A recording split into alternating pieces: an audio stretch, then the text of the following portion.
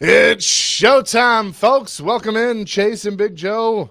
1025, 1063 the game on this Thursday, this cold Thursday. He's Big Joe. I'm Chase McCabe, Dr. Crane, Nick Frazier on the ones and the twos. Hope you're having a great start to your day. You know, it's funny. Every time I say the ones and twos, I think about Coach Derek Mason. You know, Right. because he's a DJ. He talks about getting on the ones and twos. Getting on the ones and twos. We need to get him in here one day and let him DJ. You got his number, man. Call him. I know. Also, all you weirdo people who love cold weather, are you happy? Are you happy that it feels like 2 degrees outside? Just make sure you're happy, because y'all complain in the summertime. I'll take 95 degrees every single day. Yeah, well. But are you happy? That's all that matters. Are you happy? I'm happy. But before, we got a great show planned today. Hall of Famer Warren Moon going to join us at 9:30. Looking forward to that. There's a initiative that the NFL Alumni Association has right now, and you know, obviously, any chance we can get to talk to a Hall of Famer like Warren Moon, we're obviously going to take that. So that's going to be cool. 10:15 WWE superstar, the women's world champion Liv Morgan, going to join the show. Talk a little Monday Night Raw coming to Nashville. Next year is when it'll be. And then 10:30, the SEC Coach of the Year, Clark Lee. Well done. How about that? Back up to your wrestling thing. That's less than 2 months away. I know. So when you say next year, I'm like, oh God, but Isn't it crazy? Less than 2 months away. Yeah. Oh, yeah. Good job getting Clark Lee. Yeah. Well, I saw the honors yesterday come out, and you know, it's funny because I can certainly make an argument for Shane Beamer, but I think I can make an argument, a bigger argument for Clark Lee. You beat Alabama. I mean, that when they were the number one team in the country, right? You beat Alabama. I mean, to me, that's Coach of the Year worthy right there. So congratulations to him, and he will join us. Obviously, a lot going on, getting ready for the Birmingham Bowl, but also at early signing day, and now the portal's open, and so a lot happening with the Commodores. So we look forward to catching up with Coach. There is. Plus, later on, when Willie finds out that Clark Lee's on the show, he's going to fly back from Dallas, get in the car, come in on 2 wheels, and come try to fight you. And I'll be here with you. So don't worry. I don't think he's going to do that. I got your back on this one. I think he's cool. I got you. I think he's cool. It's okay. Best friends do, man. I appreciate that. You are a best friend. I do want to say a big thank you to everybody that's reached out about the story we had. Dennis Ferrier did on Fox 17, just the outpouring, you know, of just people saying thank you or whatever. I mean, it's obviously not why. I mean, you set it all up. That's not why we did it. We obviously there's a bigger message there, but certainly it was so well done. And people are reaching out, you know, saying kind things. We really appreciate it. It's just if one person sees that and says, you know what, I need to get help, I need to do this, the alternative isn't working, well, that's it. It done our job. You know, you save one at a time. And so very grateful for Dennis for doing the story, grateful for you and for Dr. Crane. And it's a mission that we don't take lightly, and it's not one that dominates our lives and like that, but it's one that we try to tell people, look, man, we all have bad days, and we'll fight this together. So yeah, really cool that a lot of people have reached out, man. Yeah.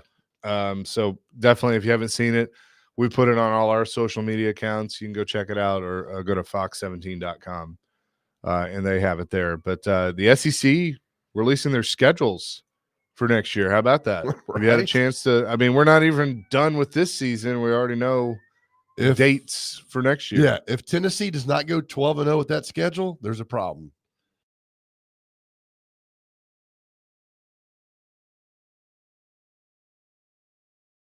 Is Mississippi State's on there, I think? Yes. So I'll just read it off real quick. Because let's see, some of these I don't know logos. So you got Syracuse and Atlanta for the kickoff game. Okay. ETSU comes to Knoxville, and then the third game of the year, Georgia in Knoxville. That's pretty cool. You get that early. Oh yeah, it's a big trip for ETSU too. They just roll down the hill. Yeah, UAB. So their first 4 games, you got Atlanta and then 3 in Knoxville, and then you finally go on the road to Starkville on September 27th. Yeah, I mean, so you're out of the gate. I mean, Georgia's be tough, but Arkansas comes to Knoxville. You go to Alabama, then you go to Lexington, Oklahoma comes to Knoxville. New Mexico State comes to Knoxville. And then how about this wrinkle? At Florida on November 22nd, and then Vandy to close out the year. I like it, man. I like the kind of the mix up of the schedule because for so long Florida was in September, then they moved it to October a little bit, so now have it December. Georgia's been bounced all over the place, but that's a good little schedule for them. Now, what is I need Vandy's schedule now. Okay. I knew you were going to ask that. Thanks, buddy. Maybe give me a second to Sure, man. pull that up. But That's okay. Let's see you. Yeah. How's everybody doing? Everything good? All right. Vandy's schedule. August 30th, they open here against Charleston Southern. Okay. Then they go to Virginia Tech, Ugh. go to South Carolina. Ugh. Georgia State comes here. Okay. Utah State comes here. Okay. At Alabama. Yikes. Off on October 11th. LSU here. Okay. Oh, that's cool. Missouri here. All right. At Texas. Ugh. Is that our road trip? We're going to Could try and be. get on a road trip with them. Is that Could our road be. trip? Auburn here. Auburn here. Okay.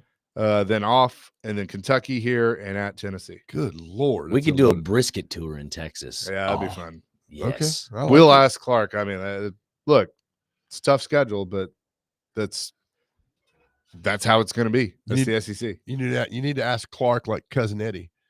Clark. Real nice, Clark. Real nice. Oh my goodness. Now, with that schedule, put Boise State in that schedule. They go 6-6. Yeah, let's see. Does Boise State have their 2025 schedule? They got Father Ryan week 1, and then San Jose State.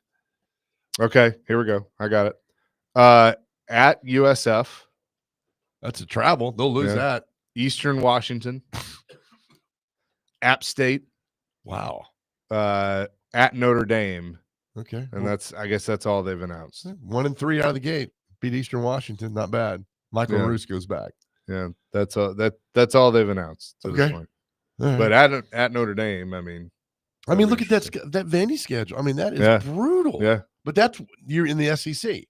sure. So you have the opportunity each week to win these games, and like they did this year, opportunities. They beat Alabama, almost beat Texas, beat Virginia Tech. Opportunities they had.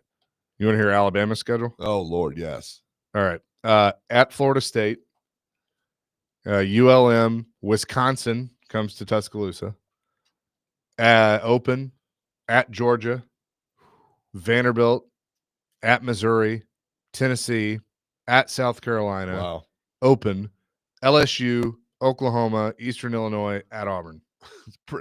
It's pretty tough. Don't have Texas though. Probably, But- thank goodness. But I mean, you still got to play the FCS schools and the Group of 5 Yeah. schools. I got no So problem with that. what's the deal like with? Will they do like a home and home with certain schools and then it rotates? They will with Power 4 schools. They're No, not I'm doing talking about SEC. Yeah. So like they played. Don't you have the 3 constants and then you flip the other ones? Yeah. It's But changes but every I week. think there's like they played. Then they play at Norman this year, Yeah. and then Oklahoma comes to them Right. next year. So I don't know if they then it rotates. yeah. I think it's a home and home, and then it rotates. okay. And then they move on. Yeah, Right. Okay. Yeah. I mean, if you're lucky enough to get Kentucky and Mississippi State and Arkansas, like Tennessee was, but that's where the schedule flies. That's how it lays out. So it's you can't go. Heupel's not going to call Sankey and say, "Hey, do you mind replacing Arkansas with LSU at night in Baton Rouge? Can you do All that right. for us?" So let's do this one. Kirby was had his little pot shot for Greg Sankey. Marshall, Austin P, at Tennessee, All right. off. That's their first 4 weeks. Okay. Alabama, Kentucky, at Auburn, Ole Miss, off. Florida and Jacksonville, at Mississippi State, Texas, Charlotte, at Georgia Tech. Woo! That's a tough schedule, baby. Yeah, I don't think it's as tough as this year, though. Florida's gonna be a lot better. You replace Texas Yeah. off of that. Yeah, but you got them at home. You got Texas at home. They play in South Carolina or no? Or Florida's, I guess, neutral. No, they do not play Okay. South Carolina. It'd be interesting if South Carolina can repeat that. But if Georgia's schedule, that's fine. I got no But you problem with that. you have Alabama, Ole Miss, Texas all at home, and then you're at Tennessee, at Auburn, at Mississippi State, at Georgia Tech. Well, I mean, do me a favor now, if you don't mind. because everybody's talking about Bill Belichick and North Carolina. Let's see their schedule. I don't know if they. I don't know of a hiring in collegiate athletics that has dominated the landscape like Bill Belichick hiring has. And a lot of people are asking why, just why. My thing is, why not? You love to coach football. Here's a different adventure for you. You've never coached collegiate football. Boom, let's go. Here you go. TCU. Oh, I need home or away. I'll say at if Okay. it's away. So TCU, at Charlotte, Richmond, at UCF, at Cal, at NC State, Clemson, Duke, Stanford, Virginia, at Syracuse, at Wake Forest. Love it. That's their schedule. So, I mean, they're like, oh, he's 72. Why is he going to do that? I'm telling you guys, throw the age number out the window. That guy's healthy and vibrant. He can recruit, right? Do we know he can recruit? Oh, I don't think he can recruit. You know he's he hired. can? Well, I mean, You seen he's his girlfriend? Well, sure. That's a but- damn good recruit he's got Yeah, right there. yeah, at sure. 24 years old. But He walks into a room, it's Bill Belichick. right. I mean, it's a great hire for North Carolina. I don't know about Lombardi though. Is the GM? He's going to be the GM, but he's not. I don't care. He's not coaching on the field. He will not factor in game day. But that's fine. They will somehow get the band back together. But I think it's great for college football. I really do. I think he saw that nowhere in the NFL is going to give him what he needed. Go to college and get everything you need. Josh wants to know why don't Flaw? He goes, why letter Y don't Flaw play Bamba? I think he means Bama. but Yeah, I don't know. know. Well, it is as Robbie just texted me and pointed out, it's the same. Basically, it's the same schedule as this year. It's just rotated on where it's at. okay. You know what? Real quick. Why doesn't Robbie text me? I don't know. We're friends. I don't know. I went to high school with his aunt. His aunt and I are good friends. Love his family. I don't know. Never texts me. Okay. He's always texting you though. Robbie, if I've done something wrong, I apologize. I've been a big Robbie Stanley fan since 2009 Yeah. Well, he's a fan of you. when I met him It's at okay. Panera and He's gonna Hermitage. I bet he texts you now. I bet he doesn't because now it's forced upon him. It's like the TV show Yellowstone. People are like, we got to watch Yellowstone. We've talked about this. Yeah. If you tell me I got to do something, I'm not going to do it. Doing it. So Robbie's not going to do it. Why do you think I never go to the gym? We have an hour to talk Yeah, about that. probably should All right. rethink that. But, I'm stubborn. That's just what I am. 615-737-1025. That's our phone and text line, driven by WilsonCountyHyundai.com. We'll hit on a lot of different things. The Preds coming up at the bottom of the hour. Warren Moon, Hall of Famer, going to join us. We'll ask his thoughts on Will Levis. Somebody wants the South Carolina schedule. We'll give you that coming back. And also, Clay, hold on. We'll get to your call as well. It's Chasing Big Joe, 1025, 1063, The Game.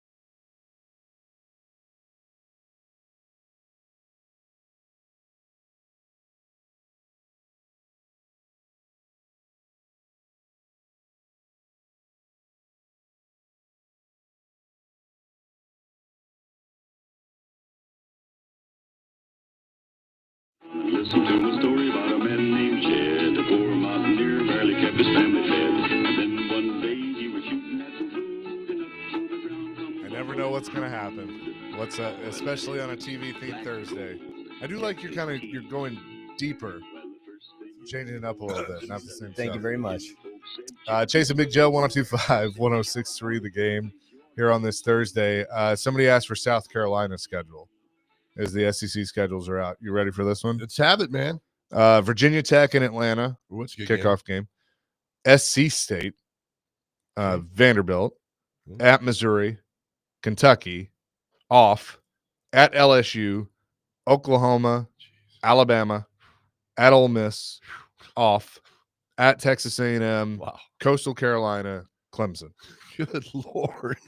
And again, these are basically the same as last year, just reversed. But it sounds different now coming off the seasons Sure. that these teams have had. sure, I mean, A&M, Missouri, and Georgia. You said Georgia or no? They don't play Georgia? they do not play Okay. Georgia. But still, I mean, it's just good. I mean, it's every week. But we know this. Yep. But it's certainly fun to talk about, and the season's not even over yet, which No, is just that's crazy.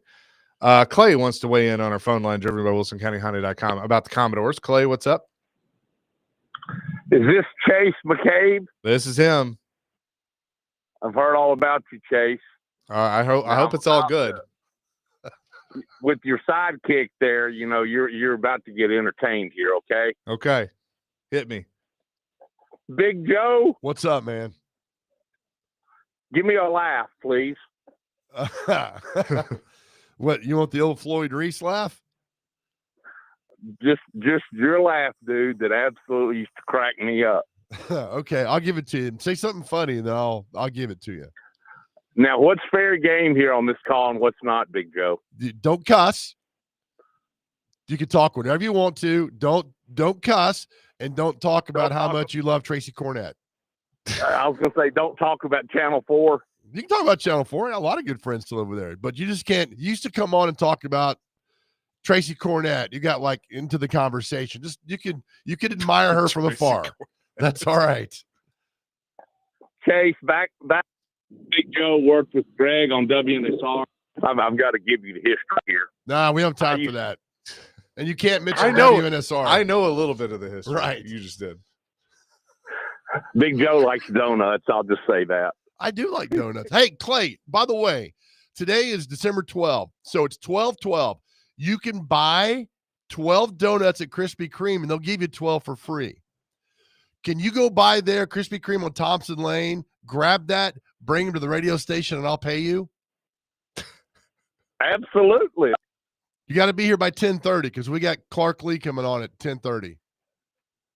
Oh, that's awesome. Yeah. Anyway, let me get to the Vanderbilt stuff. Okay.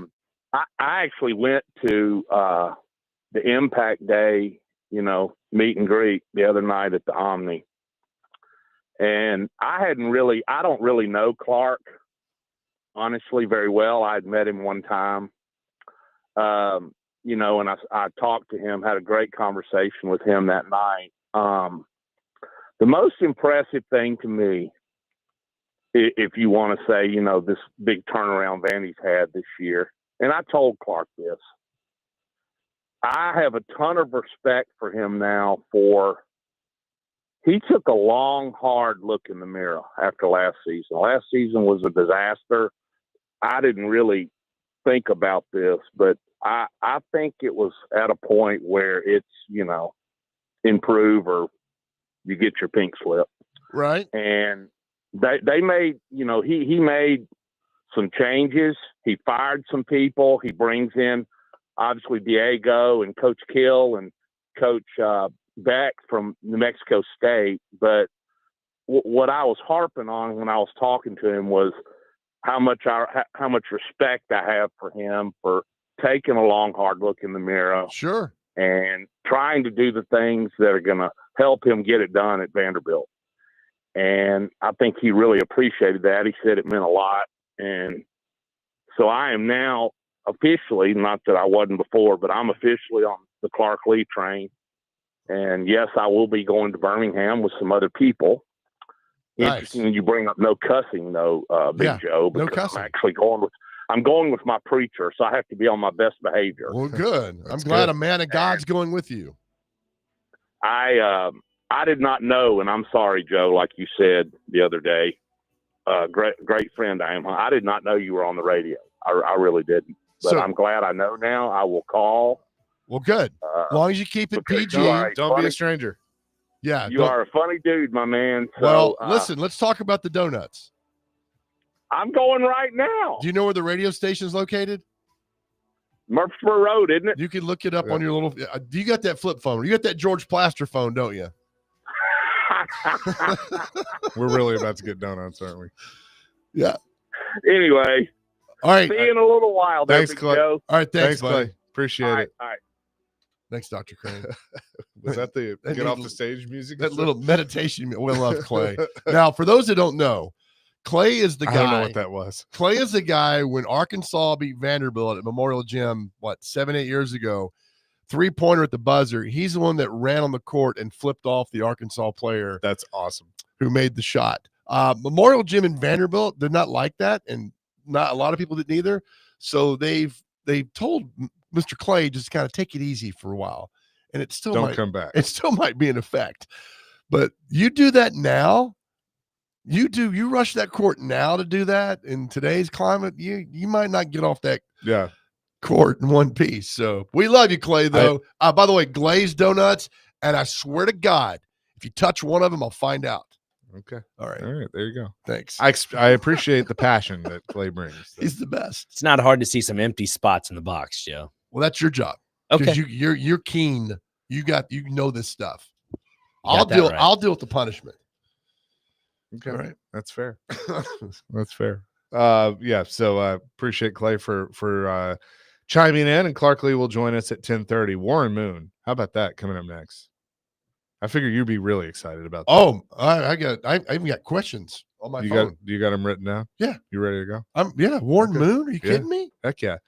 There's an initiative that the NFL Alumni Association has right now that we'll tell you about, that he's they're doing a lot of really cool things. Derek's a part of that as well, and do a lot of different things around here. But overall, throughout the country, they do some really cool stuff. So we'll talk to him coming up next here on the Chase and Big Joe show. Of course, you can continue to weigh in 615-737-1025. Nashville's best deal this week, 312 Pizza Company in Germantown. 312 Pizza Company serves the best pizza in town, as well as Chicago-style eats like Chicago dogs, Italian beef sandwiches, and more. Check them out at 371 Monroe Street in Germantown. Order takeout online at 312pizzaco.com. Head to theGameNashville.com/deals to get half off a $30 gift card to 312 Pizza Company while supplies last. Warren Moon joining us next, 102.5, 106.3 The Game.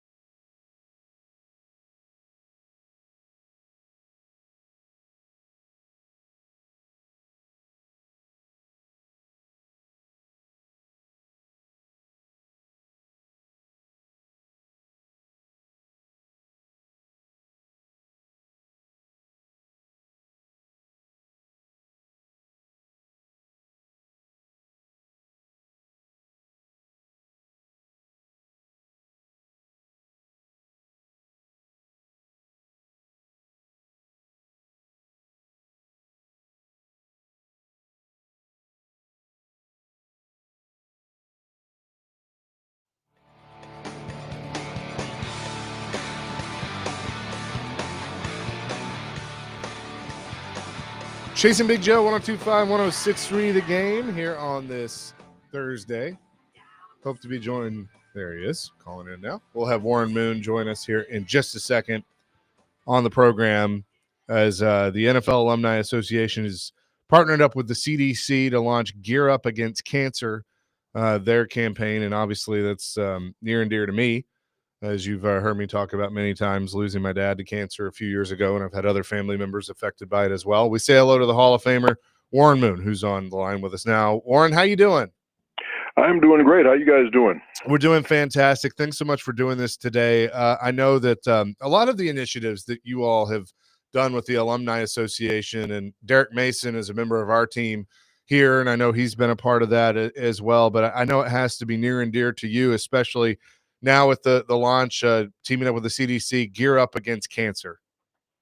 Yeah, it's something that's very near and dear to me, as it is with a lot of different people. I don't think you can find too many people in this country that aren't affected by it somehow, some way, whether it's themselves or a family member or a friend or somebody that's close to them. So, I just lost my godmom, who lives right down the road in Memphis. We lived right down the road in Memphis, Tennessee, and just lost her to cancer about 2 months ago. And I've got a couple of buddies of mine right now, with one with brain cancer and one with prostate cancer. So cancer is everywhere, and it's something that we have to try and get rid of somehow, some way. And that's why we're just trying to help promote these cancer awareness programs to make sure people are going out and getting screened, to make sure they catch these terrible cancers before they get started, because there's so many different ways to treat them now. But the earlier you detect them, the better chance you have of surviving.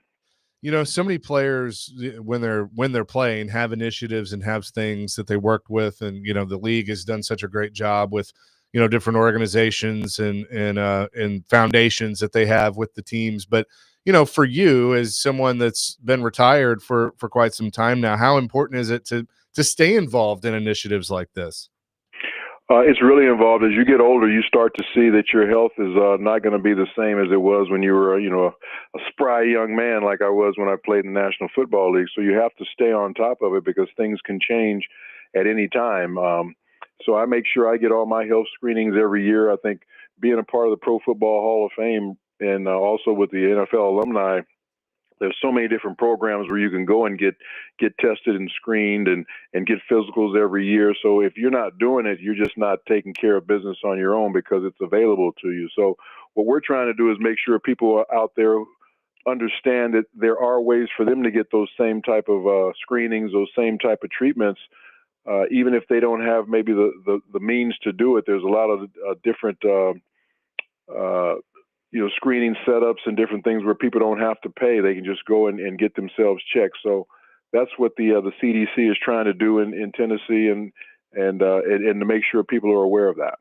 We're talking to Hall of Famer Warren Moon here on the Chasing Big Joe show. And Warren, I'm curious, as we talk a little football now, you're the perfect guy to ask this. We're sitting here in Nashville, and we've been watching Will Levis for the past, couple of seasons develop into the Titans starting quarterback. And obviously he's had his struggles. And, one thing that we have discussed is, for so long, quarterbacks were allowed, especially, early round draft picks, they were allowed time to sit and learn. And we've seen examples of guys that have done that.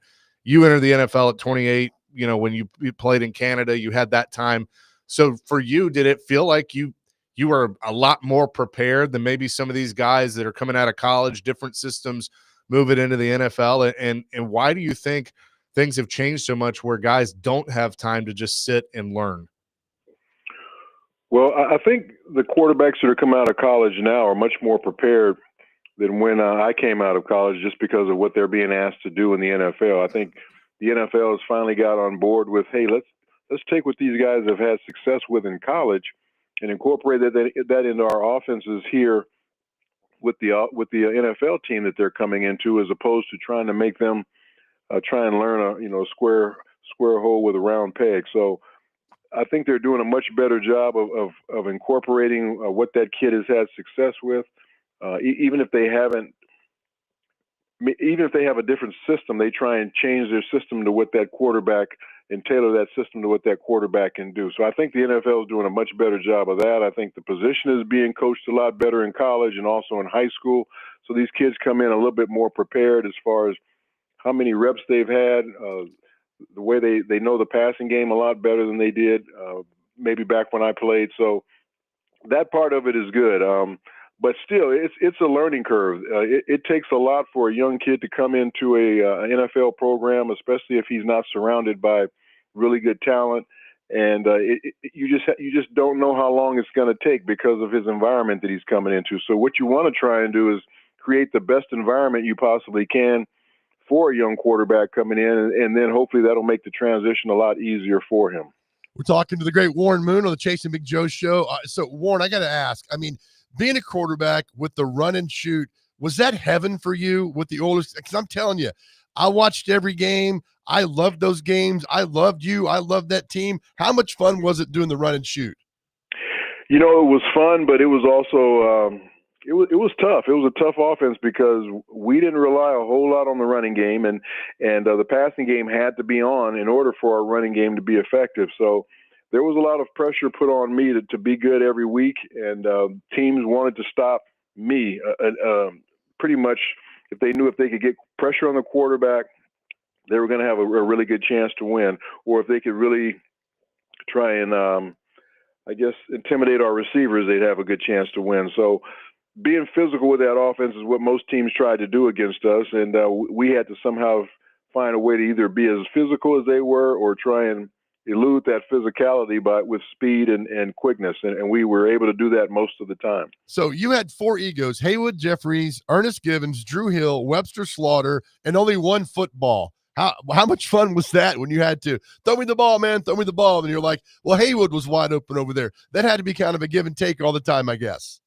Yeah, I think all those guys understood that the offense that we had, they were all going to get their amounts of passes as long as they were running hard routes. And that's something I always expected of all of them. I said, if you're not going to run your routes hard, whether you get in the ball or not, don't expect to see the ball come your way. So I think they all understood that, and they all really played hard. And I was a pretty good distributor as far as if you look at their receptions over the years, they were all pretty even. I think Haywood might have been a little bit ahead of some of the other guys as far as the number of receptions, but for most of the guys, like one year we had 3 of them go to the Pro Bowl because I'm distributing the ball to all of them pretty equally. So they were all very talented. I was very fortunate to play with those guys, and we had a lot of success together. I'm looking at the 89 and 93 seasons you had, Warren, were just unbelievable. Let me ask you this: you were doing this when fantasy football started taking over. And we always drafted you first because we knew you're going to throw the ball so much. Have you heard throughout the years about how much you're beloved because a little bit of fantasy football? Does that even make sense at all? Oh, I hear it all the time. Yes. And wherever I go, whether it's in airports or you name it, or when I do a lot of memorabilia signings, people come up to me all the time and thank me for the fantasy points that I was able to get for them. And you got to remember, back when we were doing fantasy, the league wasn't even behind fantasy at that time. They didn't even want us talking about it because they looked at it as a form of gambling. But yes. Now that the league has found a way to make money on it, fantasy is going nonstop. But there's people that played me on Tecmo Bowl. I guess I was really good on that, and they got a lot of points with me on Tecmo Bowl. So yeah, there was a lot of different ways people thank me for the production that I was able to accumulate when I played. Hall of Famer Warren Moon is on with us here on the Chasing Big Joe show. When you watch today's NFL and you watch, Mahomes and some of these quarterbacks and the things that they're doing, do you ever sit back and go, dang, I wish I could play in this era? Yeah, it would be fun to be playing now, especially just the way they're protected. That's the thing I love the most. I mean, some of the hits that I took, or some of the other quarterbacks that played during the time that I took, driving guys to the turf, falling on top of them, the things that they're not allowed to do anymore. Who knows how long some guys would be able to play if they weren't able. I mean, we didn't have to take some of that physicality. So I love the way they're protecting the quarterback. I love the way the game is opened up. And I think what we did with the run and shoot and some of the offenses that we had there late in my career really played into what you're seeing right now with these open offenses where you're seeing 4 and 5 wide receivers. You're seeing the ball thrown all over the place. The quarterback and the receiver tend to be the impetus of most offenses right now, even though the running back is still an important part of the offense. Warren, I always love the opportunities to be able to talk to people like you. Floyd Reese was a part of our team for over 5 years. He hosted our afternoon show before he got sick and ultimately passed away. I know you knew Floyd well, worked with him for a long time in Houston. What can you remember about our late great GM Floyd Reese? Well, he just had a great sense of humor. He always had a smile on his face.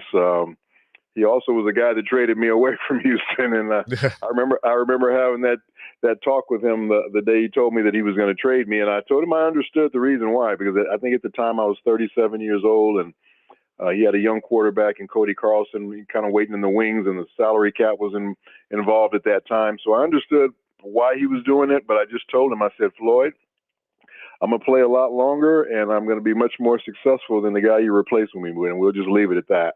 And then the next time I saw him was when we played the Oilers the next year when I was in Minnesota, and we beat them.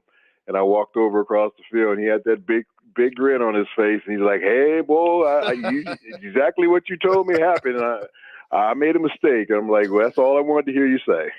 Oh, that's awesome. I did not. He's admitted that to us before, by the way.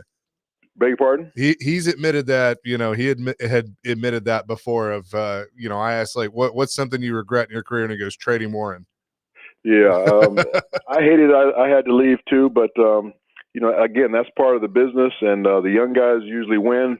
And I just had to, continue to show that I could still play the game at a high level. And I was able to do that for another, 6-7 years after I left there. Oh, yeah. The 93 season, your last season in Houston, I mean, all the drama. You had the baby gate. You had the fight on Monday Night Football. You rallied back. That turned into a 30 for 30. I did, right? That's unbelievable crazy. season. I don't know how we got through all of that. And then when I look back at that feature on it, I'm like, wow, I can't realize.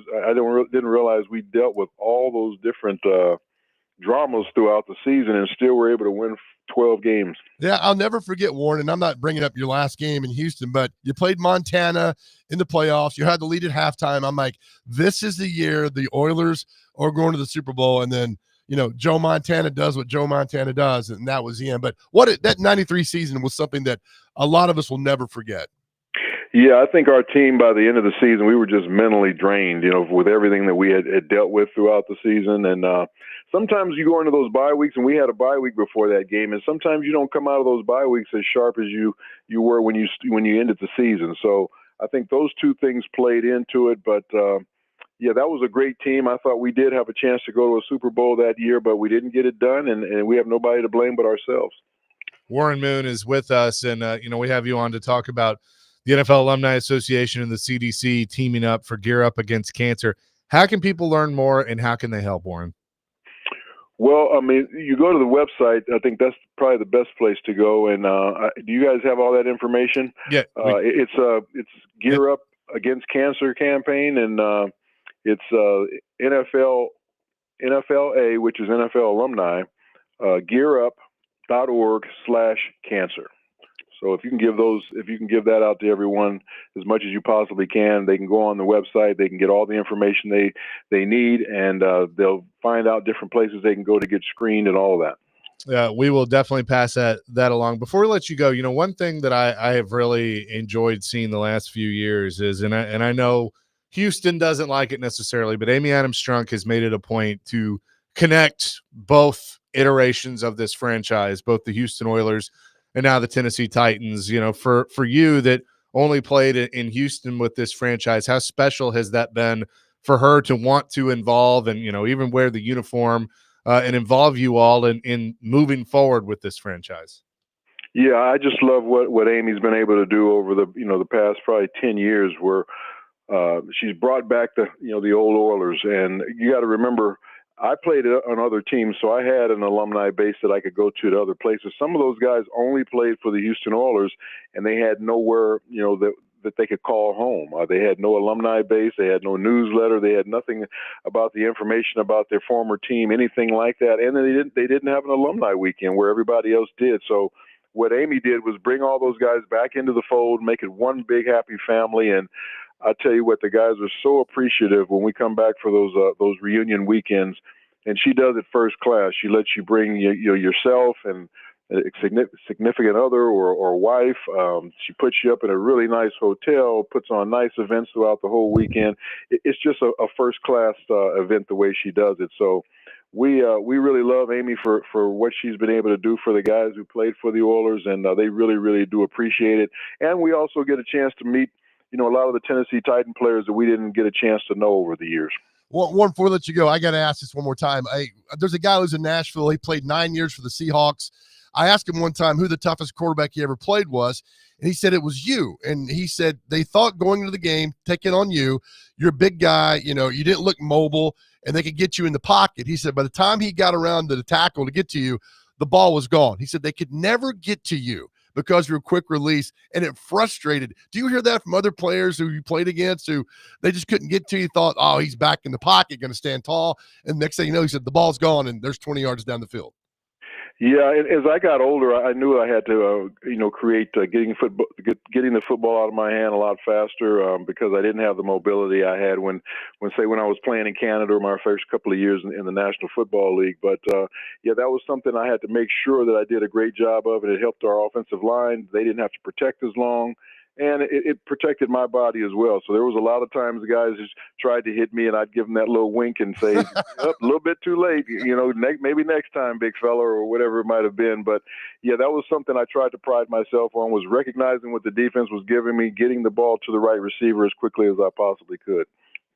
Well, Warren, we really appreciate the time this morning. It's great to catch up with you. And NFLAgearup.org/cancer, that's the website where you can learn more. Thanks so much for doing this and getting the word out on this, and we'll catch up with you soon.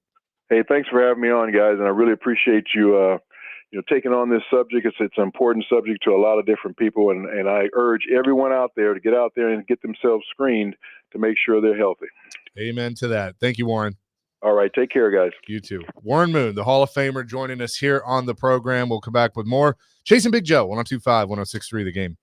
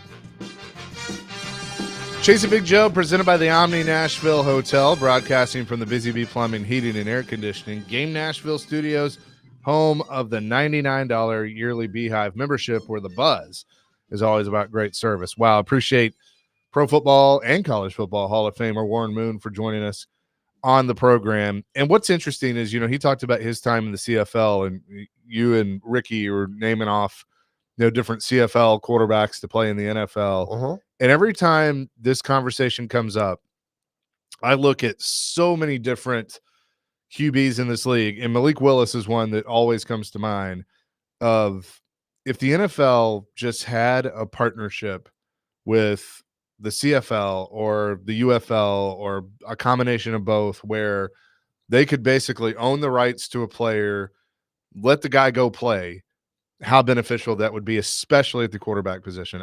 Floyd and I have talked about that before. Derek and I have talked about it. You and I have talked about that, of just, it would, because you look at the product right now, that the product overall is not great.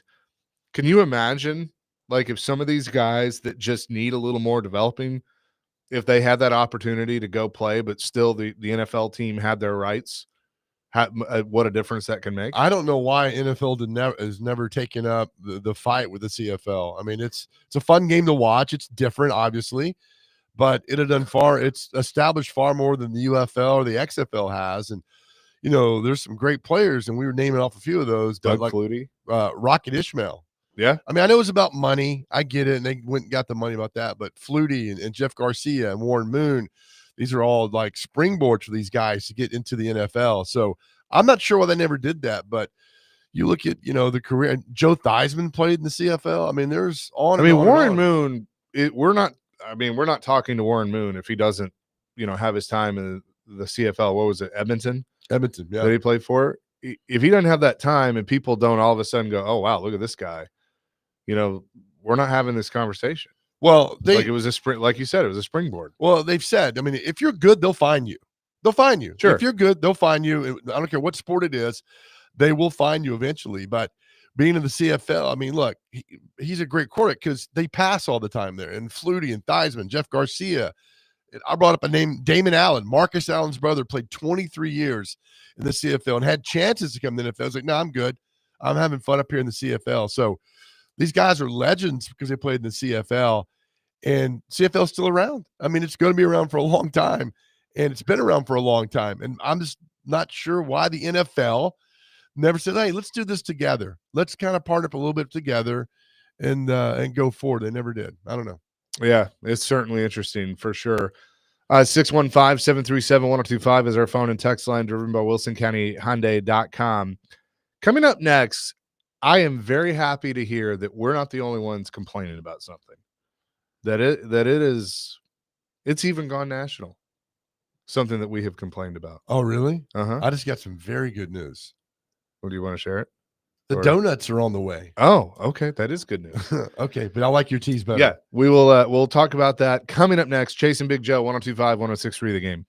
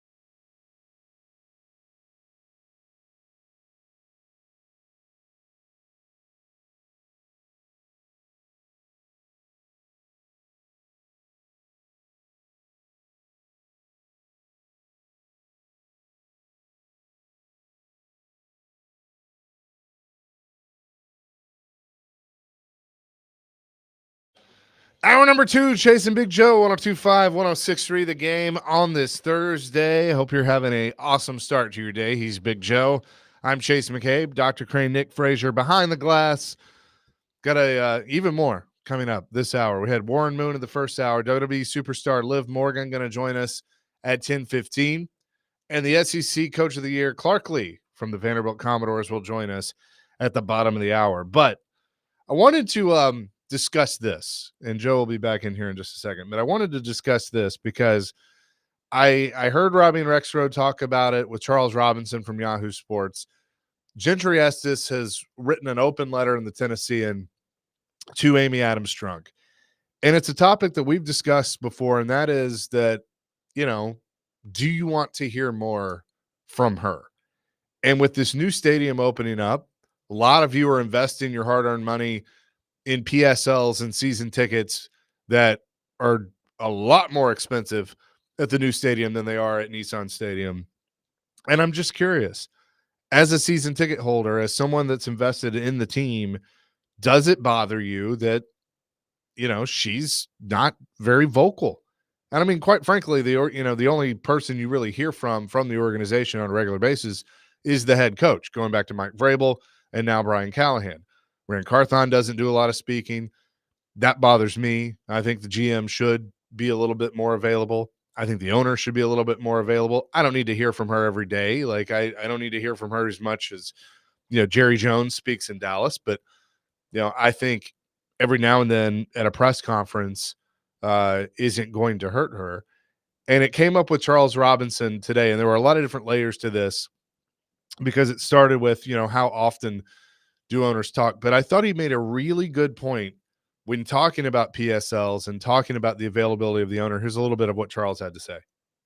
They're going to get hiked. You're going to pay $30,000, $25,000 for these season tickets, but we'll give you an opportunity to purchase Super Bowl tickets at X amount down the line, and we'll put you on a payment plan. It becomes it's crazy. It's completely wild. And I think that's what fans are going to experience. If an owner puts a fan base through that, you better be accessible. You better be accessible. And you're going to be hated. If you roll out a new stadium and fans are eyeballs deep in debt to watch a 3-10 team, you're going to be hated. That's the bottom line. So I think Amy Adams Strunk has to decide, do I want to be hated by my fan base? Because it'll get there fast. If it's not already there now, the combination of bad football and a lot of money to see the bad football and having no confidence that the bad football is going to be changed, that will lead to a pure hatred of an owner. That'll transform really, really quickly. You might think it's bad now. Just wait until you have Titans fans going, I can't buy season tickets, nor do I want to anymore.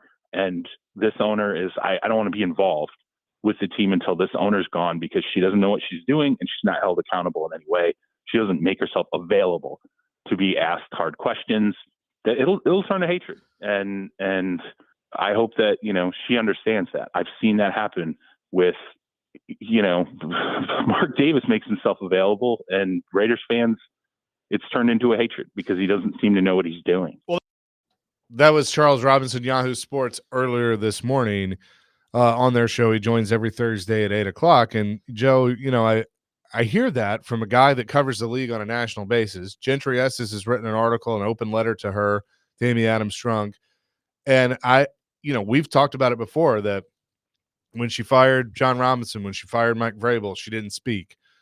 She did a sit down, pre-taped interview with Teresa Walker and then one with Mike Keith. But I'm talking about a press conference where you're being asked live questions and things like that. She doesn't do that. And that bothers me. And now with this new stadium and PSLs, and I thought he made a really, really good point that if you're asking fans to pay thousands and thousands of dollars and then you're an owner that is not accessible, that's a problem. And I was really glad to hear him bring that up today, because it's something that's bothered me for a while. Well, I think the pressure's going to get to her. I think she'll have to talk eventually, and sooner rather than later. Yeah. 6 years is nonsense. Do one press conference. Is nonsense. Do one. And I think she has done one before and it didn't go well. And I think that's why she doesn't do it. But do one press conference. Oh, breaking news. Nashville named host of the 26-27 FCS championship games. Oh, cool. So Just we got came it. out. Nice. No, I'm with you Did on Rayon City's Mike Organ break that? the NCAA.org broke it. Oh, okay. They'll play Vanderbilt. So that's very cool. Nice. No, I'm with you. I mean, when Joe said that today that she hadn't spoken in 6 years, I'm like, that can't be right. And it's right. And now that whole segment with Charles Robinson was mind-blowing to me in the fact of, look, here's what's going to happen. This is how it plays out. It plays out like this all across the league. Here's what's going on. And eventually she's got to talk.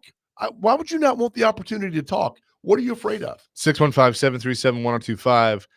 That's our phone and text line, driven by WilsonCountyHonda.com. Mike in Lebanon says, I want to see Amy take questions from non-Titans media. Why? Why non-Titans? Why not the people that cover the team on a daily basis? What's non-Titans? Well, is that media us? mean? I mean, we don't cover the Titans on a daily basis. We talk about them, but like we don't go to practice and all that stuff. So, I mean, does that include us? What do I care if somebody from Macon, Georgia asks me Right. questions? I mean, like I mean, because we've said it. What I would go, why did you fire John Robinson? You know, I would ask her why do you think that this team is going in the right direction, even though it clearly doesn't look like it is. You know, I mean, there would be a lot and I'm not out to play gotcha or anything like that, but she's the owner. I'm going to hold her accountable. Right. No, I'm totally on board with this. I just, the opportunity to tell your side, and you know, they're not going to get asked anything that you're not expecting. I mean, unless you got something to hide, which she doesn't. So I just don't know why you would not want the opportunity to go out and say, look, here's where we are. Here's what we're trying to do. I feel like get the right people in place, yada, yada, yada, on and on and on, and get the story out there. A little of something is better than a whole lot of nothing. Yeah, and I know, you know, people are going to be like, well, she's done the sit downs with Mike Keith, and that's better than nothing, but that's not what I'm asking for, because they're going to hand Mike questions and Mike's going to ask the question. And I'm sure he's come up with some of them, but she's going to know what's coming her way before it happens. Yeah. I'm talking about a live press conference where she's got to deal with Koharski. She's got to deal with Rex Road. You know, I would go to that. Jared. I mean, things like that. It's interesting, some of the answers from you. Matt from Nashville, if she's going to do as many moves as she's done the past few years, then yeah, she should talk about her thought process. But she knows her decisions recently have been horrible, so she just hides behind these very few Mike Keith interviews as an act of making herself available. I 100% agree. And then look, if you go out there and Paul asks her some, you know, in-depth, crazy question, and she says, I don't know, that's fine. I'll take that. It's better than the silence of nothing, of, you know, maybe something's out there. Maybe what's going on here? What's the deal here with this and that? Just go with an hour. That's it. You're going to have to eventually. You know, when he talks about Charles, about the largest amount of public money for a stadium, that hits you right in the gut, man. Yeah. That's right here in our backyard. And to clarify, I think Mike means media personnel not paid by the team. That I agree with. Okay. Like, so not Jim, not Mike. Like I get. Let's see. 8566. I don't care about hearing from the owner. It's her team. She doesn't have to justify her actions. Just like I don't have to justify to her why I'm not spending $500 to take my family to watch her crappy team. All right. So there you go. That's fair. Real quick before we get to Liv Morgan, Jerry wants to weigh in. Jerry, what's up? It's Gary, by the way. Oh, but hi, anyway, Gary. Sorry. that's okay. Amy doesn't know us that. She doesn't need to talk to us. The Rooneys don't talk to the Steeler fans unless they win a Super Bowl or hire a coach or get a new GM, which, you know, that's fine. That stadium doesn't need the Titans. They got Taylor Swift. They got Stapleton. It got motocross. It probably get a Super Bowl. But the Titans are a has-been, washed-up organization. Unless she spends money in the right way, that's what she needs to do, open up her purse, but get somebody that knows what they're doing. So it's just my opinion. Okay, fair. Thanks, Gary. Appreciate it. I mean, to his point on the Rooneys, though, the Steelers are the best organization in the league. They don't have to be accountable because they stay accountable. Good point. And how many coaches have they had in the last 30 years? 3. Yeah. So there you go. 55 years. Yeah. Since 1968, almost 60 And years. GMs, I don't know, but I mean, I don't think they've had a lot of them either. No, I mean, it's just nice if you'd hear from the owner Yeah. about why things are going on. Look, a lot of people still care and love this football team and love this entire franchise. Maybe do it for them. I don't know. Yeah, 100%. We will get back to this. A lot of you are weighing in, but coming up next, WWE superstar Liv Morgan will join the show. It's Chasing Big Joe, 1025, 1063, The Game.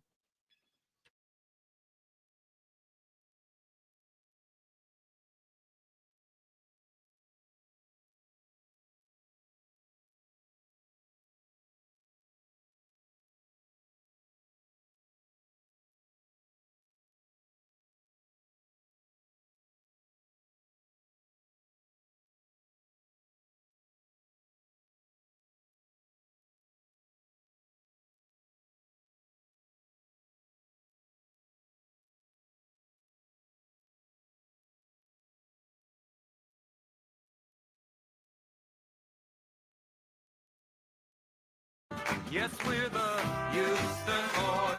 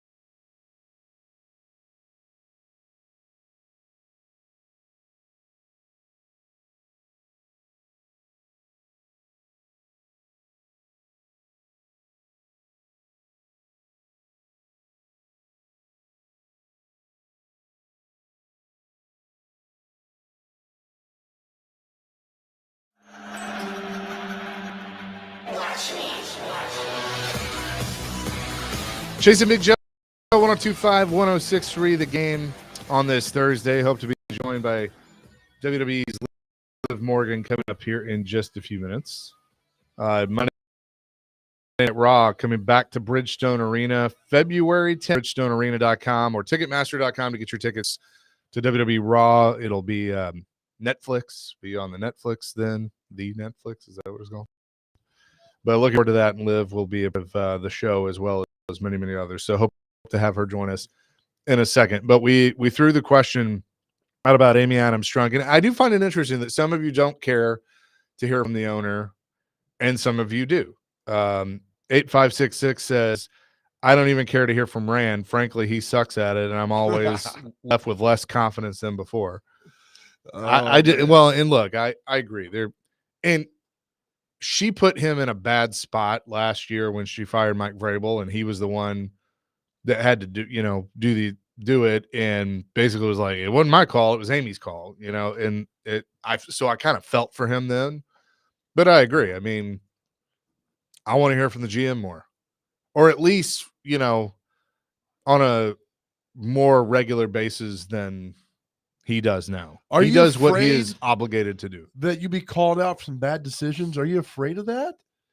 Do you Yeah, walk and around? I quite frankly think with him, I kind of think they've seen he's not the best at press conferences. So you I go mean, out some there, people are and some people aren't. and you but- get asked, what happened with John Smith, player one, hey, he wasn't who he thought we were. We made a Mhm. mistake on that. Move on and on.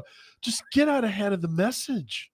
It's not that hard. I Then 100 he shut all of us up. right, Call in but he and won't. say, But he what? won't. I'll do 30 minutes with you. Ask me anything.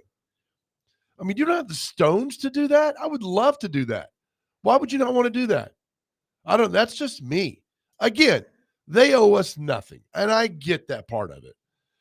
But at some time, you would be like, hey, you know what? I'm going to get out there and talk to them about what's going on. Maybe you see behind the curtain a little bit. That'd be great. We'd be happy. We'd shut up. We'd move on. Mm-hmm. But until then, we're going to keep like, hey, why they're doing this, why are they doing that? And nobody knows. It's just, I don't get it. And don't compare us to other cities.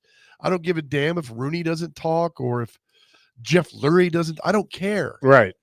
I But don't care but what here's Adams. here's the thing. Here's the big difference. The Rooneys don't have to talk on a regular basis. You know why? Because their organization's not screwed up. They have a successful organization. Yeah, you're right. Lurie, same thing. Like I mean, I know they haven't won at the same clip as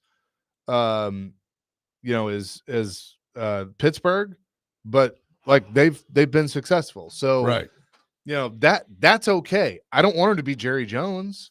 Can I ask you a question? Just do 3 a year. Going back 25 years, is Nashville the worst sports city? Not fan wise. I mean, no championships to account for. right. I know Give me a comparable city with 2 sports teams, 2 out of the 4. I'm not counting soccer. Give me 2 out of the 4. I mean, Cleveland's only won the one. With They've won. But They the won. NBA. They won. That's one. That's one Yeah. more than Nashville has. Give me another one. I don't know.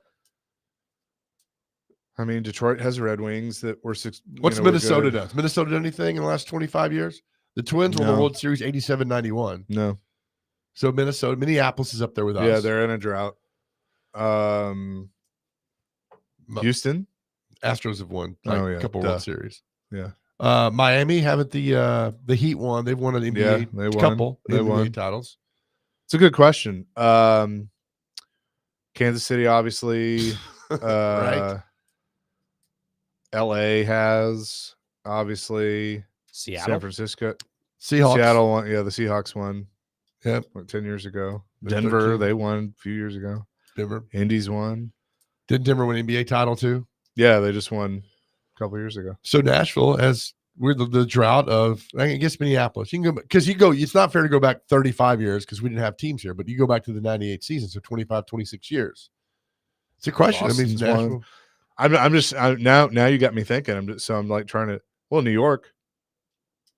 I mean, Giants, but I mean, like Yankees won in 09, Giants Yeah. won in 7-11. What Cincinnati won? Reds won in 90. That's it. yeah, the Bengals went to the Super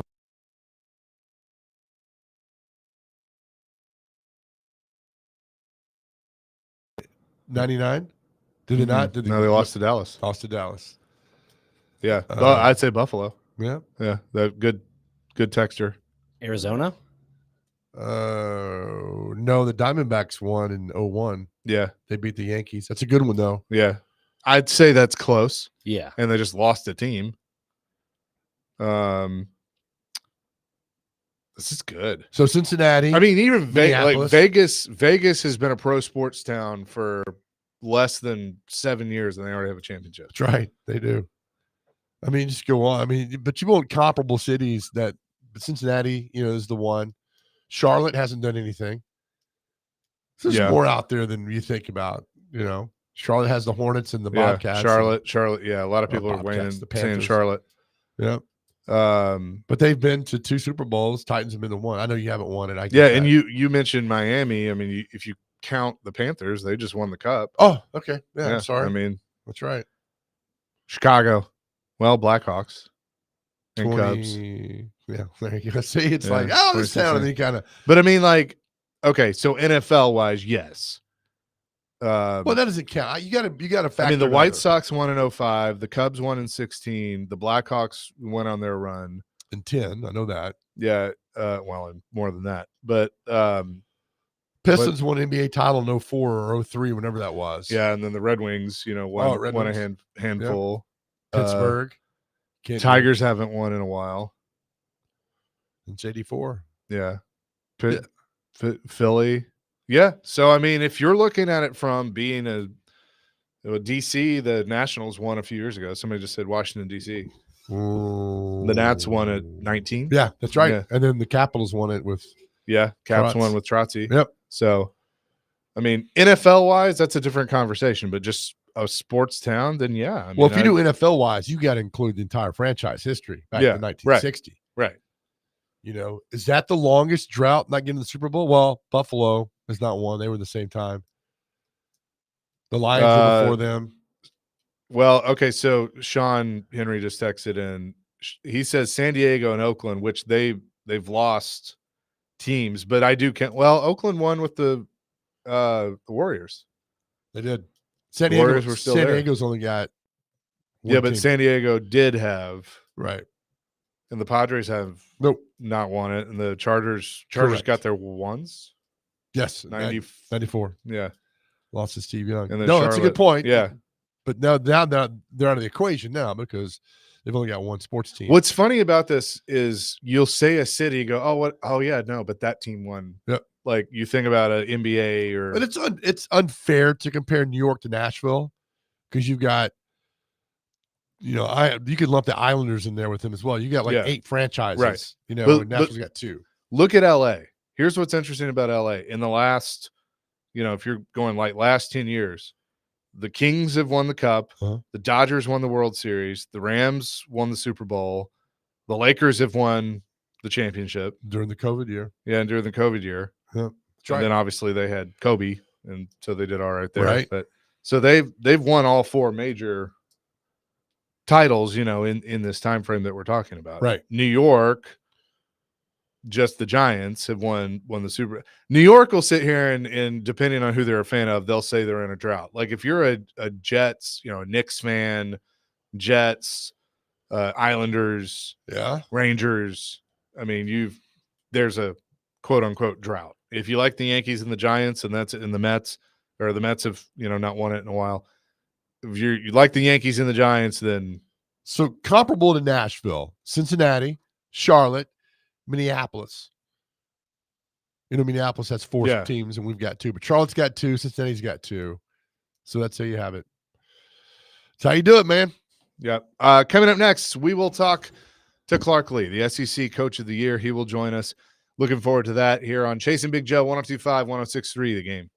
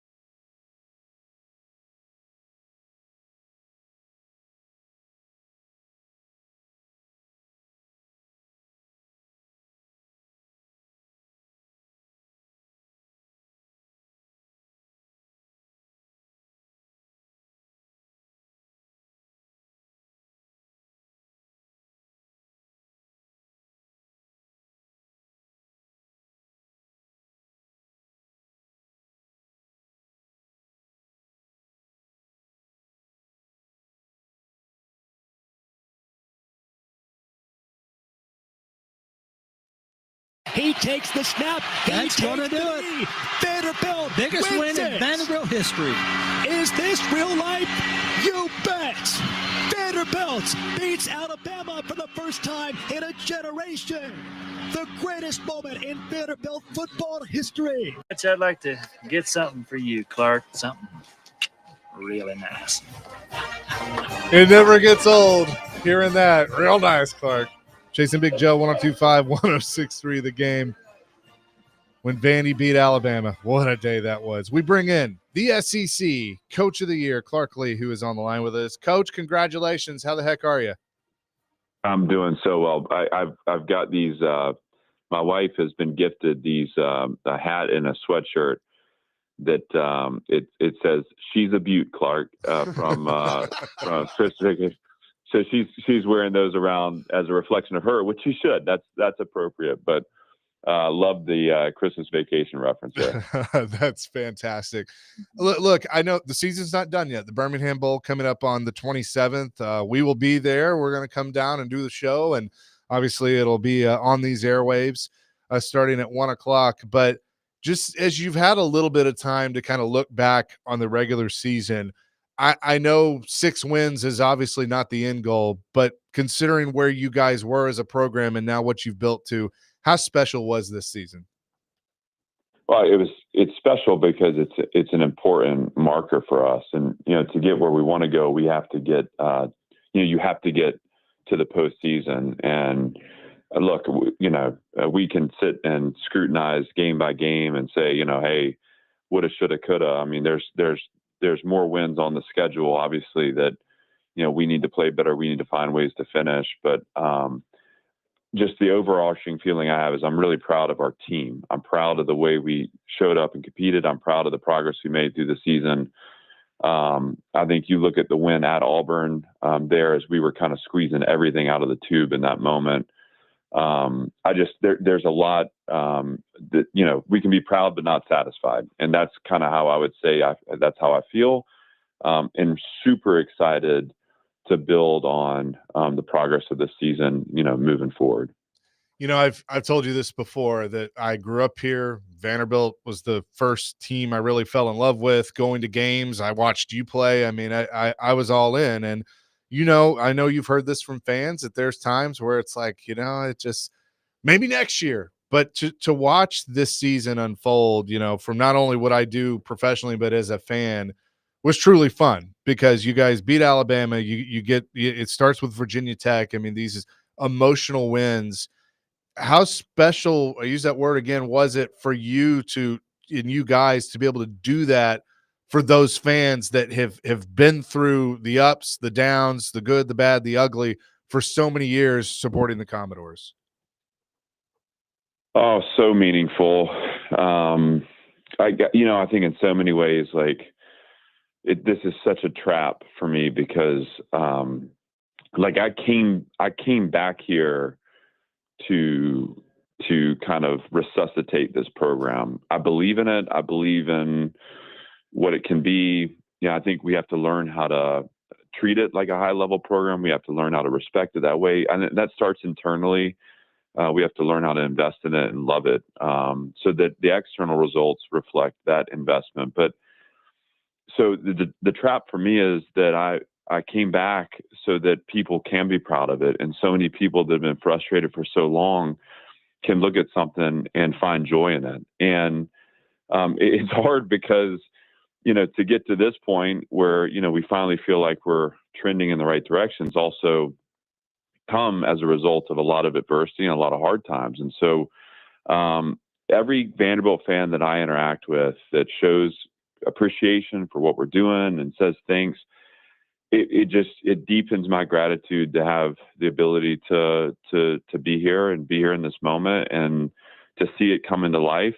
And my biggest feeling is, for as excited as I am and as joyful I am to share in their joy, I need to continue to go back to that kind of well of kind of maniacal competitive sickness, I have to say, but we're not done. We got to keep this thing rolling and going. And I think one thing too, when you look at our games, there's still a gap between us and this conference. And we closed that gap to a level to where, we pretty well were in every game we played this year. I think South Carolina was the one that really kind of got away from us. But even that happened in the second half. And I just feel like we ran out of depth and ran out of steam. But ultimately, we have to use this moment to go and to level up in terms of our personnel. We have to deepen the development within our systems, retain the right people to keep us moving in the right direction and not lose our foundation. And if we do that effectively, we can really start having some fun around here. And that's kind of what motivates me moving forward. But certainly, the spirit that's growing around this program is incredibly meaningful to me personally, and I do not take that for granted. Coach Joe here, and I do think you are crazy beautiful, because at some point when you're at Birmingham Southern and you got a light in your head that said, you know what, I'm going to go play football and walk on in an SEC school. That's crazy, right? And that's crazy. Yeah, I use a different word. I'm the right kind of messed up. Sometimes I substitute for more colorful. Well, I won't do that to you guys, but in so many ways too, I think you have to be.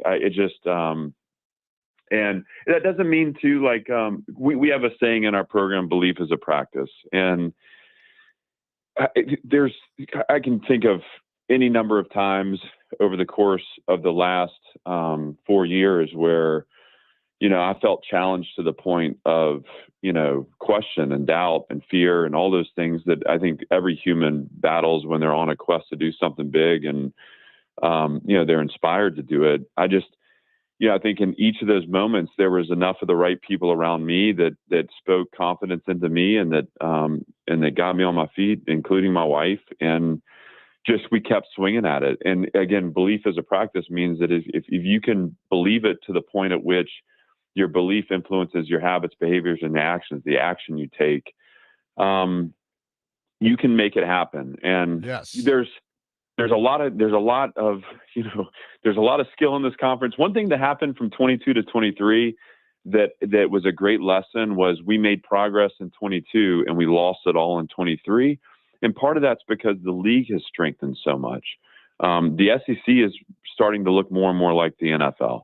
And so we can't passively grow this program. We have to actively grow it. And that was great learning for us. And again, hopefully the course changes we made in that experience are going to impact the growth that we need to have moving forward too. Coach, I'm a big fan of journeys and destiny and fate. The fact that you're taking your football team as a head coach to Birmingham, to a place where you made the decision to leave baseball and go coach football.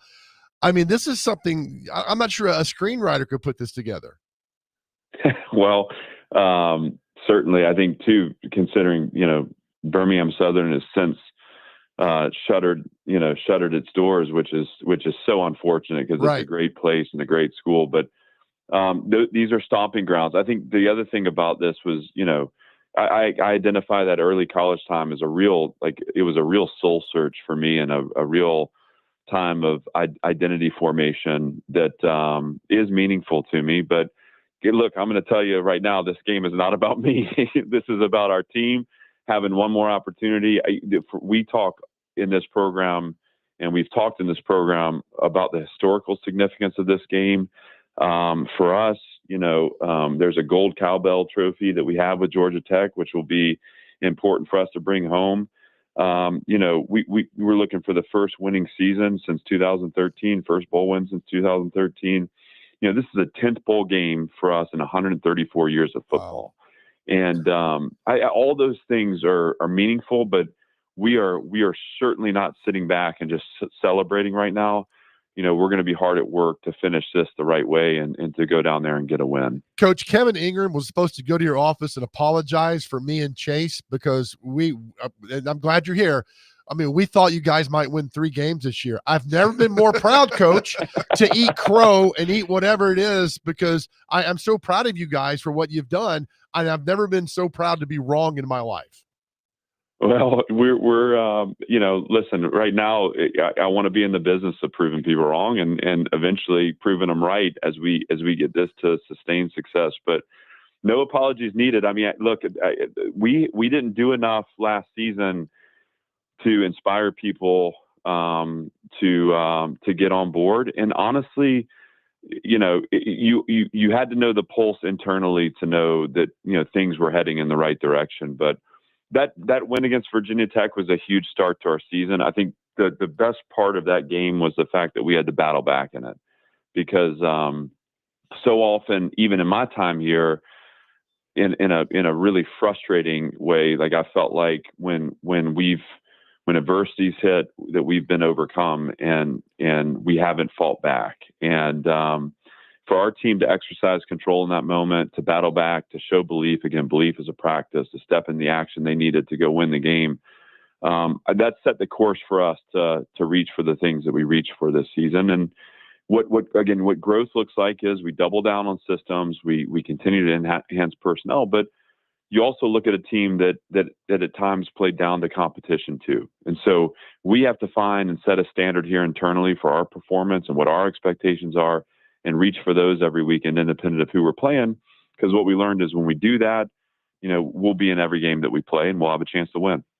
Clark Lea is with us. And, in today's era of college sports, not just football, everything is year to year, with the transfer portal and NIL and all of that. But looking at somebody like Diego that made the decision to come to Vanderbilt for a year, he obviously wants to stay. There's obviously more with that. And you brought in Jerry Kill and Tim Beck.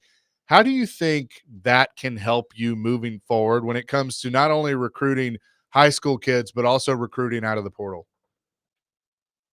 Well, I think you look at the other person. I mean, there's a lot of these stories. I want to be careful not to go through each one individual, but Corday Sidnor, the impact he made, Randon Fontenette, the impact he made on defense. You look at Eli Stowers, who is a first team All SEC tight end, and who's making a choice right now whether to come back or be a top 4-round draft pick. I mean, those are things that really strengthen our position as we like Eli, had a chance to play 1 year and go to the NFL, and he needed opportunities and he needed development, and he got that here. And he got the platform to do it in a way that garnered the recognition. And obviously Diego is a perfect example. I mean, he's built a reputation. He's built a market around his competitive personality, his identity. And it's also kind of brought to life this idea that we've always talked about, but we just have never been able to prove it, is like Nashville is such an incredible place for you to play college football. And people pay attention to what's going on in this city. There's so much momentum to be gained from that success. And there's so much learning in that for us as a program that those narratives are strengthened with the success that we've shown our players to have coming out of the portal. Do you feel like, I know with bowl games in this era, some guys will, not play or whatever. Do you think you're going to have everybody for the Birmingham Bowl? I do. I mean, I think, we're in this is kind of the most awkward part of the year, because we're essentially in, negotiations with our team. And, that started last week with some challenging conversations around, where we needed to create some room in our roster to continue to elevate. And beyond that, who are people in our program that want to play that are going to need to find that opportunity somewhere else, because it's not going to happen here. There's a couple of guys that make that decision for themselves, independent of, what we want for them. Hey, they feel like it's in their best interest to go. So we've had a couple of those, come up. But on the whole, we are 4 practices in. We'll have today off. Practice 5 will be tomorrow, and we'll have practice 6 on Saturday. And I've got a team of guys that even the ones that we had kind of mutual conversations about, it's time to move on. Those guys, pretty much to a man, are participating in this game. that they're stitched into the fabric of this team. They're excited to finish well what we've started. And so this becomes a great celebration. And so as far as guys choosing not to play, I don't get any indicators of that. I don't see any signs that the guys are trying to find a way out. In fact, again, guys that would have every excuse to are actually finding ways in. And I think it's a testament to the amount of affection that these guys have for what we're doing and for each other. And again, the desire to finish it well. I love that. Love hearing that. Coach, congratulations on the season. Obviously more to come. Looking forward to watching it build, and also Coach of the Year. It's very well deserved. I appreciate you guys. Great to be with you. Yeah, absolutely. Coach Clark Lea, Vanderbilt, joining us here on the program. Always appreciate his time. We'll come back, wrap up the show with what day is it? Celebrity birthdays. Chasing Big Joe, 102.5, 106.3 The Game.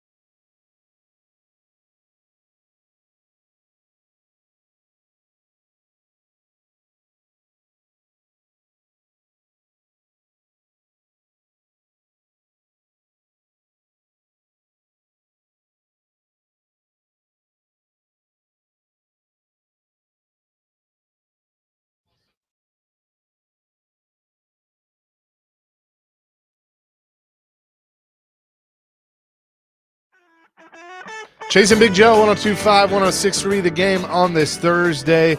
Appreciate Coach Clark Lee for joining us on the program. Warren Moon, Clark Lee, not a bad Not at all, lineup at all. Real quick, we went long with him. Let's go real fast with what day is it in celebrity birthdays. All right, gentlemen, a little bit of a short list today, but we have Gingerbread House Day, Yeah. Good. National 12-Hour Fresh Breath Day, Oh, that's and good. to wrap it up, we'll go National Ding-a-Ling Day. How about that? What the, Read- how about that? National Ding-a-Ling Day. Please read the description of that. I'd like to know. For my It own says it's records. observed annually on December the 12th.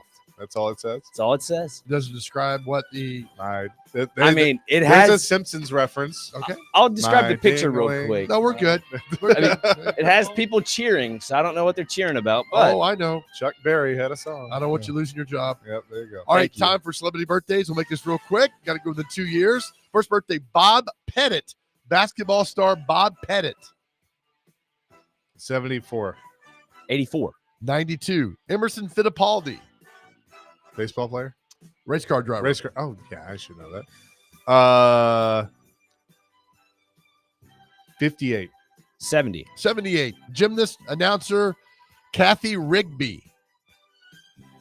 65. Related to Eleanor Rigby. Yes. 71. 72, good job, Dr. Crane. Tracy Austin, tennis player. 61. 65. 62, tied at 1. How appropriate is this? Haywood Jeffrey's birthday. Oh, nice. My goodness. 67. 71. 60. Last birthday, you tied at 1. NFL Hall of Famer John Randall. 60. 66. 57, tied at 1. Ah. Oh, well. That's okay. We'll do better tomorrow. We'll be at the Omni tomorrow. Looking forward to that. We It'll be a will. lot of fun. Sorry, my mic turned off. Be a lot of fun tomorrow. Hey, as we leave the show, our message every day, and we mean this. If you're struggling on your cell phone, you can dial 988 to our guys out there. You can text 988. Please just talk to somebody. I know we were brought up to be big, strong men, not working anymore, right? Talk to somebody if you're going through any kind of trouble, any kind of pain. Please reach out. We'll tell you all the time, your journey is beautiful. You're beautiful. You're tremendously loved.